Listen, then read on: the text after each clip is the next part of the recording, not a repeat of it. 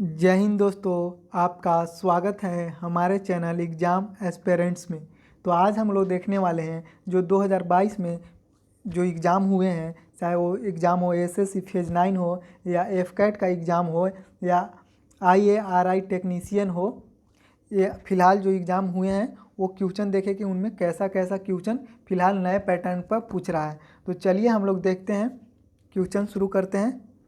तो परिंदों को मिलेगी मंजिल, यकीनन फैले हुए उनके पर बोलते हैं। परिंदों को मिलेगी मंजिल, यकीनन फैले हुए उनके पर बोलते हैं। और अक्सर रहते हैं खामोश ज़माने में वही लोग जिनके हुनर बोलते हैं। तो चलिए दोस्तों शुरू करते हैं क्वेश्चन नंबर 1 से। तो क्वेश्चन नंबर 1 है, बार्क मुंबई में है, इसके संस्थापक निर्देशक कौन थे? तो कौन थे? तो होमी जहांगीर भाभा थे। बार्क के संस्थापक कौन थे? होमी जहांगीर भाभा। आइए हम लोग देखते हैं। बार्क की स्थापना 3 जनवरी 1954 के हुआ था और भारत का प्रथम परमाणु रिएक्टर अप्सरा है। चलिए शुरू करते हैं। हम लोग देखेंगे रिएक्टर और इनकी स्थापना वर्ष। तो रिएक्टर हो गया अप्सरा 1956 में हो गया और ये भारत का पहला रिएक्टर था। साइरस हो गया 1960 में। पूर्णिमा प्रथम हो गया 1972 में। पूर्णिमा द्वितीय हो गया 1980 में। ध्रुव हो गया 1989 में और पूर्णिमा तृतीय 1990 में। आप लोग देखिएगा ध्यान से दोस्तों, पूर्णिमा प्रथम 1972 में हुआ था, पूर्णिमा द्वितीय 1980 में हुआ था और पूर्णिमा तृतीय 1990 में। यानी कि प्रथम और द्वितीय के बीच कितना गैप है? 8 साल का गैप है और इसके बीच में कितना? 10 साल के गैप है। तो आप लोग याद कर लीजिएगा, पूर्णिमा प्रथम 1972 में हो गया, पूर्णिमा द्वितीय 8 साल के बाद और पूर्णिमा तृतीय 10 साल के बाद। आगे हम लोग देखते हैं ध्रुव कब हुआ? 1989 में, यानी कि 1989 में। आगे हम लोग देखेंगे पूर्णिमा तृतीय तो 1990 में हो गया, कामनी 1996 में। और कामनी हाल ही एनटीपीसी के एग्जाम में पूछा था दोस्तों। आगे हम देखते हैं भारतीय संविधान कब लागू हुआ था? भारतीय संविधान कब लागू हुआ था? एक पूछता है भारतीय संविधान कब लागू हुआ था और एक पूछता है भारतीय संविधान कब बनकर तैयार हुआ। इनमें कंफ्यूज नहीं कीजिएगा दोस्तों। तो देखते हैं भारतीय संविधान कब बनकर लागू हुआ। तो लागू हुआ था 1950 में। आइए देखते हैं हम लोग। भारतीय संविधान 1950 में लागू हुआ था। भारतीय संविधान सभा का निर्माण कैबिनेट के प्रस्ताव पर गठन किया गया था, यानी कि कैबिनेट ने मंजूरी दी थी। आइए हम लोग देखते हैं भारतीय संविधान सभा की बैठक 9 दिसंबर 1946 में हुआ था। संविधान 26 नवंबर 1949 को बनकर तैयार हुआ था। 24 जनवरी 1950 को संविधान सभा में उपस्थित 284 सदस्यों ने हस्ताक्षर किए थे, यानी कि 284 मेंबर्स ने साइन किया था संविधान पर।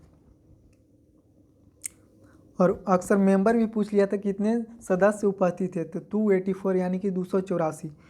24 जनवरी 1950 को राष्ट्रगान और राष्ट्रगीत को स्वीकार किया गया। राष्ट्रगान और राष्ट्रगीत हैं हम दोस्तों जन गण मन और वंदे मातरम। हम लोग देखेंगे निम्नलिखित में कौन सुमेलित नहीं है। और इस प्रकार के क्वेश्चन अब बहुत आ रहे हैं दोस्तों, 4 ऑप्शन और 4 आंसर, उनमें से छांटना। देखेंगे पहला हम लोग भाखड़ा बांध हिमाचल प्रदेश, ये तो सही है। सरदार सरोवर बांध गुजरात में, ये भी सही है। टिहरी बांध महाराष्ट्र, ये गलत है दोस्तों। हीराकुंड बांध उड़ीसा में और ये महानदी पर है।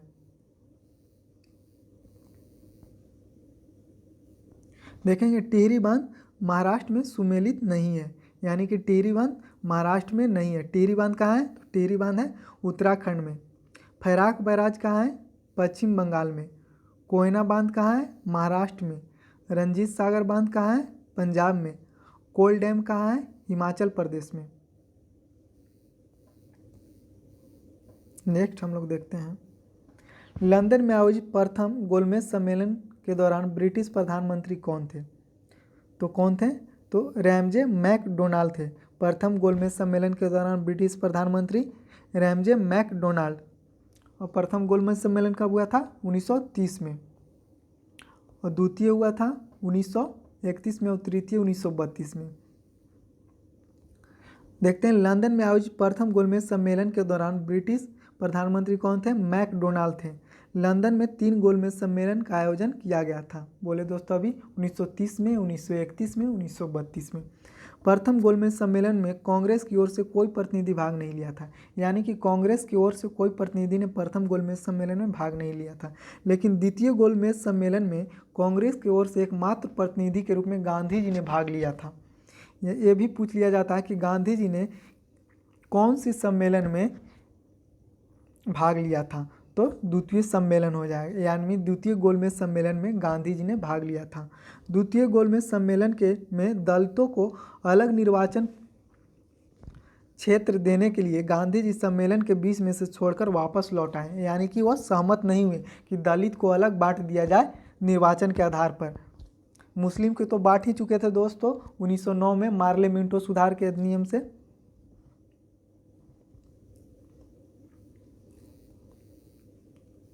आगे देखेंगे 16 अगस्त 1932 को मैकडोनाल्ड ने सांप्रदायिक पंचायत की घोषणा की, और ये अक्सर पूछ लिया जाता है कि सांप्रदायिक पंचायत की घोषणा किसने की, तो मैकडोनाल्ड।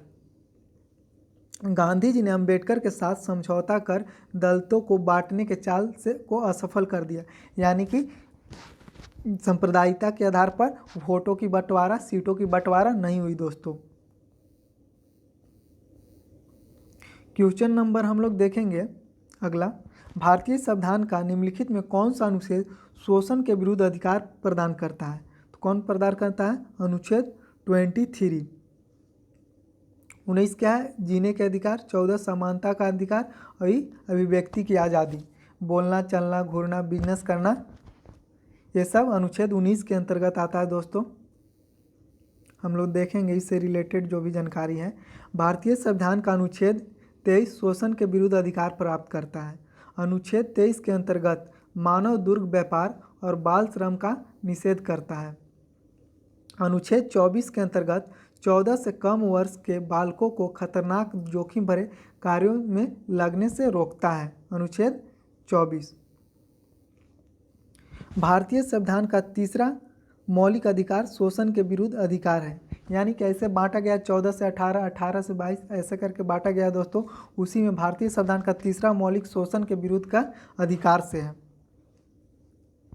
आगे हम लोग देखते हैं, भारतीय संसद ने 1976 में बंधुआ मजदूरी उन्मूलन अधिनियम पारित किया, और जिसे बंधुआ मजदूरी उन्मूलन कर दिया, मैंने बंधुआ मजदूरी से मुक्त कर दिया कानून बना के, यानी कोई भी व्यक्ति किसी को बंधुआ मजदूर नहीं बना सकता। पहले राजा महाराज दोस्तों बंधुआ मजदूर बनाते थे। भारतीय संविधान में 6 मौलिक अधिकार हैं, और मूल संविधान में कितने मौलिक अधिकार थे? तो मूल संविधान जो बना था उसमें 7 मौलिक अधिकार थे।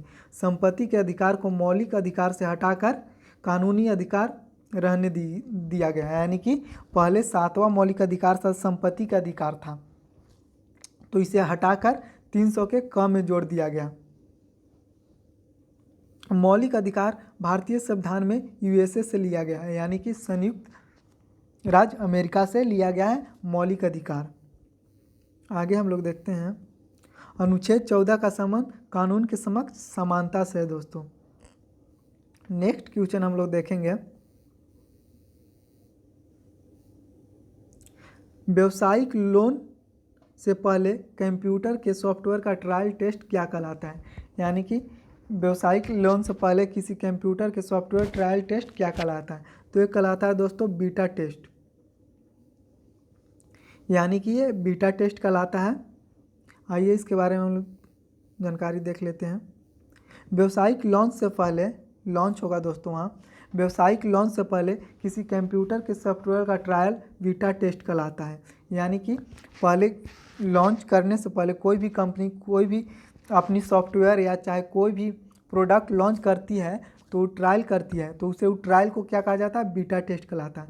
बीटा टेस्टिंग का उद्देश्य उपयोगकर्ता के क्षेत्र के आधार पर सॉफ्टवेयर में उपस्थित समस्या को जान लेने या डिटेक्ट करना होता है, यानी कि हम जब कोई सामान लॉन्च कर रहे हैं तो उसमें कोई परेशानी या कोई कमी तो नहीं रह गई, ये जांचने के लिए किया जाता है। अल्फ़ा टेस्टिंग के बाद बीटा टेस्टिंग किया जाता है, और बीटा टेस्टिंग के बाद कोई टेस्टिंग नहीं किया जाता है दोस्तों। बीटा टेस्टिंग अंतिम टेस्टिंग होता है। उसके बाद सामान को मार्केट में उतार दिया जाता है। दिहिंग पटकाई वन्य जीव अभ्यारण्य कहाँ स्थित है? तो दिहिंग पटकाई कहाँ है? असम में। असम में ब्रह्मपुत्र नदी भी बहती है दोस्तों। माजुली द्वीप भी असम में ही है। आइए हम लोग देखते हैं सागर वन जीव अभ्यारण्य कहाँ है? केरल में। महावीर वन जीव अभ्यारण्य कहाँ है? गोवा में। आगे हम लोग देखेंगे पागल वन जीव अभ्यारण्य, तो ये कहाँ है? आंध्र प्रदेश में। चंद्रप्रभा वन्य जीव अभ्यारण्य कहाँ है? उत्तर प्रदेश में। पेरियार वन्य जीव अभ्यारण्य केरल में। महावीर वन जीव अभ्यारण्य गोवा में। आप लोग बहुत ही ध्यान से याद करिए दोस्तों, ये सब एग्जाम में पूछा हुआ क्वेश्चन है। किस वास्तुकार ने मुंबई में स्थित गेटवे ऑफ इंडिया का डिजाइन किया था? तो ये हो जाएगा जॉर्ज विटेट। जॉर्ज विटेट ने दोस्तों मुंबई में स्थित गेटवे ऑफ इंडिया का डिजाइन तैयार किया था। आइए हम लोग देखते हैं इससे रिलेटेड फैक्ट।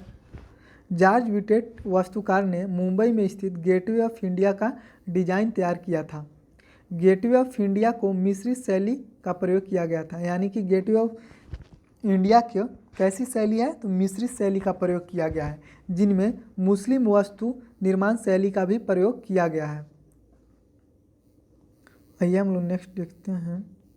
जॉर्ज पंचम और रानी मैरी दिल्ली दरबार के आयोजन में भाग लेने के लिए 1911 में भारत आए और जॉर्ज पंचम के सम्मान में अरब सागर के तट पर गेटवे ऑफ इंडिया का निर्माण का प्रस्ताव रखा गया।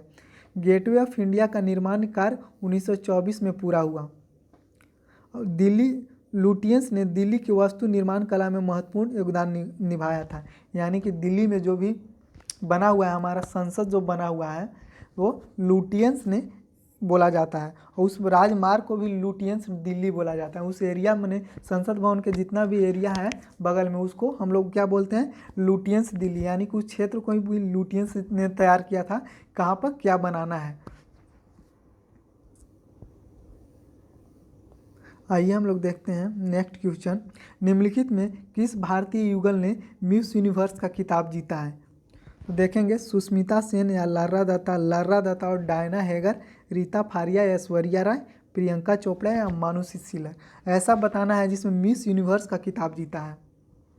तो इसका आंसर हो जाएगा सुष्मिता सेन और लारा दत्ता। इन दोनों ने क्या जीता है? मिस यूनिवर्स का खिताब जीता है। तो आइए हम लोग देखते हैं। सुष्मिता सेन और लारा दत्ता ने भारतीय युगल ने मिस यूनिवर्स का खिताब जीता है। सुष्मिता सेन ने 1994 में और 2000 में लारा दत्ता ने मिस यूनिवर्स दिया जाता है। और दोनों क्या हैं दोस्तों? ये दोनों एक्ट्रेस हैं जो बॉलीवुड में काम करती हैं। आइए हम लोग देखते हैं, और भी बहुत हैं।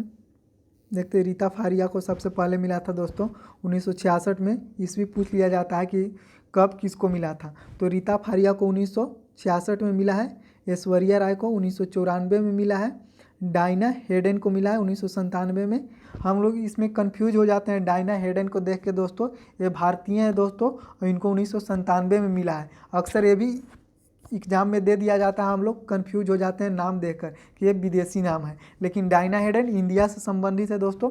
आप लोग ध्यान से देख लीजिए, डायना हेडन 1997 में मिला था। युक्ता मुखी को 1999 में, प्रियंका चोपड़ा को 2000 में मिला था और मानुषी सिलर को 2017 में मिला था। आज के लिए आप लोग कमेंट बॉक्स में आंसर दीजिएगा दोस्तों। दिसंबर 2014 में शुरू हुआ मिशन इंद्रधनुष किससे संबंधित है? इसका आंसर आप लोग कमेंट बॉक्स में दीजिएगा। और आप लोग जो हम कम्युनिटी पोस्ट डालते हैं, ये वीडियो से रिलेटेड क्वेश्चन रहते हैं दोस्तों। आप लोग अगर वीडियो अच्छा से देखिएगा तो कम्युनिटी पोस्ट का एक एक आंसर आप लोग सही दीजिएगा। बहुत सारे बच्चे गलत आंसर डालते हैं, कृपया आप लोग वीडियो को अच्छा से देखिए और कम्युनिटी पोस्ट में जो भी क्वेश्चन पोस्ट किया जाता है उसका सही आंसर दीजिए दोस्तों। तो ठीक है दोस्तों, मिलते हैं अगले वीडियो में। नमस्कार। आप लोग वीडियो को लाइक कर दीजिएगा, शेयर कीजिएगा और सब्सक्राइब कर दीजिएगा। तब तक के लिए जय हिंद।